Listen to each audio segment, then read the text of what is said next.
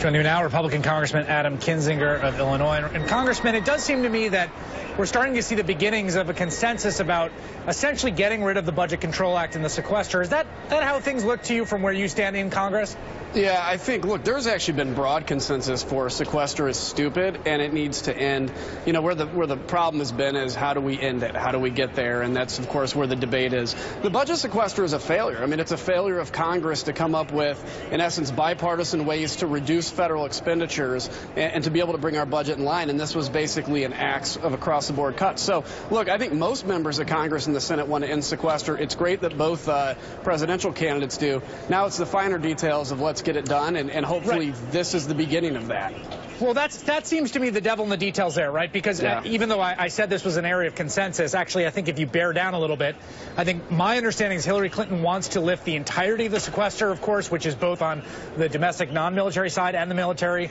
Donald Trump, as far as I can tell, is only looking to lift the military side, and that's essentially a non-starter as far as how these negotiations go.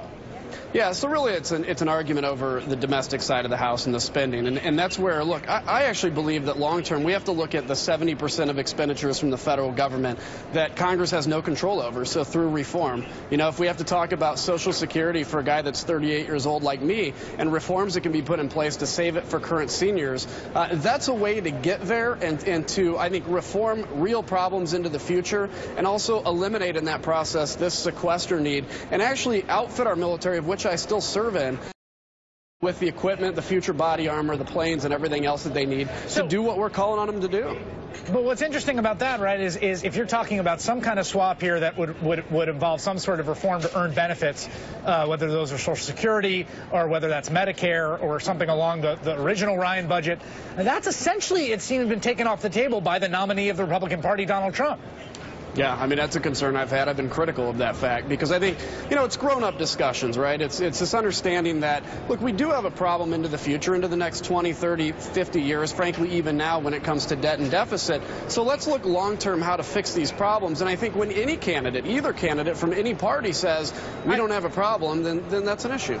Well, but respectfully, sir, it does seem that the projections of the trustees actually look pretty good. We've seen interest rates stay very low. We've seen the deficit be cut by quite a bit. There was a sort of bulging of cost in the wake of the recession. Why should we be concerning ourselves with it right now?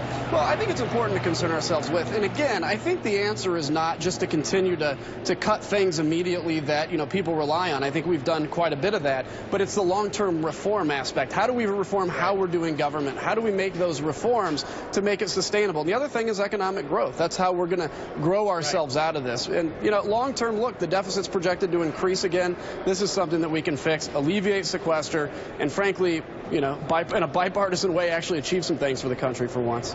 All right, Congressman Adam Kinzinger, thanks for making the time today. Appreciate it. You bet.